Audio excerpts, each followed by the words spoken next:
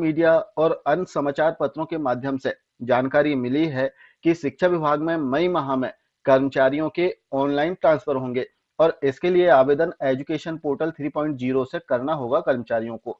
और इस संबंध में यदि हम देखें तो जो निर्देश हैं ट्रांसफर से संबंधित निर्देश वो एजुकेशन पोर्टल 3.0 में दे दिए गए हैं। सबसे पहले तो आपको एजुकेशन पोर्टल 3.0 में लॉगिन करना है। लॉगिन करने के बाद में इसमें ट्रांसफर मैनेजमेंट का एक ऑप्शन आएगा। जैसे इसे हम ओपन करते हैं तो ट्रांसफर से रिलेटेड जो निर्देश हैं वो इसमें दिए गए हैं और इन निर्देशों में हमने पूर्व के वीडियो में भी चर्चा किया है, तो इसमें अधिक चेंज नहीं है। इसमें यदि हम देखें तो एक बिंदु दिया गया है कि यदि आप पारस्परिक आवेदन करते हैं पारस्परिक स्थानांतरण के लिए, तो इसमें एक बिंदु दिया गया है कि यदि अतिशेष की स्थिति है, जिस संस्था में आपने आवेदन किया है वहां पर अतिशेष की स्थिति है, तो पारस्परिक आवेदन जो म्यूचुअल ट्रांसफर के लिए आप अप्लाई करेंगे वो स्वतः रद्द हो जाएगा। अर्थात आवेदन जो है वो ऑनलाइन पोर्टल पर ही निरस्त कर दिया जाएगा। अब हमें कैसे पता चले कि कहां पर अतिशेष की स्थिति है, कहां कितने पद हैं, तो इसकी जानकारी भी आप पोर्टल पर चेक कर सकते हैं। आइए देखते हैं कि पोर्टल पर रिक्त पदों की जानकारी, अतिशेष की जानकारी कैसे चेक करें। तो आपने पोर्टल पर लॉगिन कर लिया और जो ट्रांसफर का ऑप्शन है इसे ओपन किया, तो सबसे पहले तो आपको निर्देश देखने के लिए मिलेंगे। अब इसमें आप देखेंगे कि ट्रांसफर रिपोर्ट दिया गया है, इसे आपको ओपन करना है। जैसे आप ओपन करते हैं तो यहाँ पर व्यू वैकेंट पोस्ट का एक सब ऑप्शन आ जाएगा, इसे आप क्लिक करके ओपन कर लें।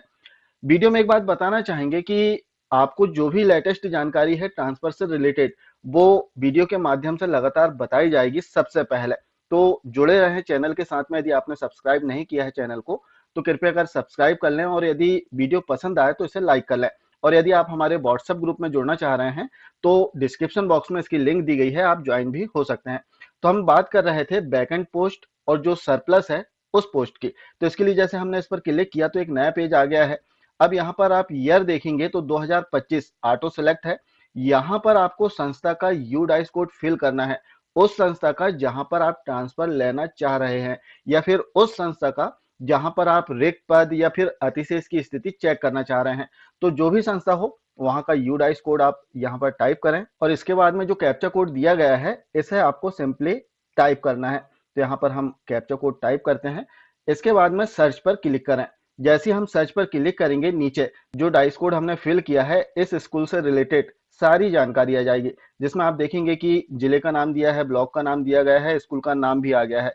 अब यहाँ पर समझने वाली बात की सब्जेक्ट पैनल दिया गया है, इसके बाद में पोस्ट कोड दी गई है, वर्किंग एम्प्लॉय कितने हैं, वैकेंट पोस्ट कितनी है और सरप्लस कितने हैं इसकी जानकारी दी गई है। जैसे एक एग्जांपल से हम समझते हैं, जो डाइस कोड हमने फिल किया है जैसे वर्ग 1 बायोलॉजी, इसकी जानकारी यदि हमें चेक करना है तो इसका जो पोस्ट कोड है वो यहाँ पर लिखा हुआ है। पोस्ट कोड बहुत महत्वपूर्ण कोड है क्योंकि जब आप ट्रांसफर के लिए ऑनलाइन अप्लाई करेंगे तो पोस्ट कोड आपको टाइप करना होगा। कैसे अप्लाई करेंगे जैसे ही ऑप्शन आते हैं इस संबंध में वीडियो के माध्यम से जानकारी जरूर दी जाएगी। तो यहाँ पर आप देखें तो सैंक्शन पोस्ट 1 है, वर्किंग एम्प्लॉय यहाँ पर कितने कर्मचारी कार्यरत है 1, उसकी संख्या दी गई है। तो यहाँ पर वैकेंट पोस्ट अर्थात रिक्त पद नहीं है और ना ही कोई सरप्लस है। इसके बाद में इसी प्रकार यदि हम देखें तो यहाँ पर वर्ग 1 इंग्लिश, यहाँ पर सैंक्शन पोस्ट जो स्वीकृत पद हैं वो 2 हैं, वर्किंग एम्प्लॉय कार्यरत जो शिक्षक हैं वो 4 हैं और यहाँ पर वैकेंट पोस्ट 0 और सरप्लस 2। तो कहने का तात्पर्य कि यदि कोई कर्मचारी म्यूचुअल के लिए यहाँ पर आवेदन करता है जहां पर अतिशेष वाले कर्मचारी हैं, सरप्लस पोस्ट यदि प्रदर्शित हो रही है और ऐसे स्कूल में कर्मचारी ने म्यूचुअल के लिए आवेदन कर दिया तो उनका जो आवेदन है वो स्वतः निरस्त हो जाएगा। तो यहाँ पर ध्यान देने वाली बात कि आपको सरप्लस पोस्ट विशेष रूप से चेक कर लेना है।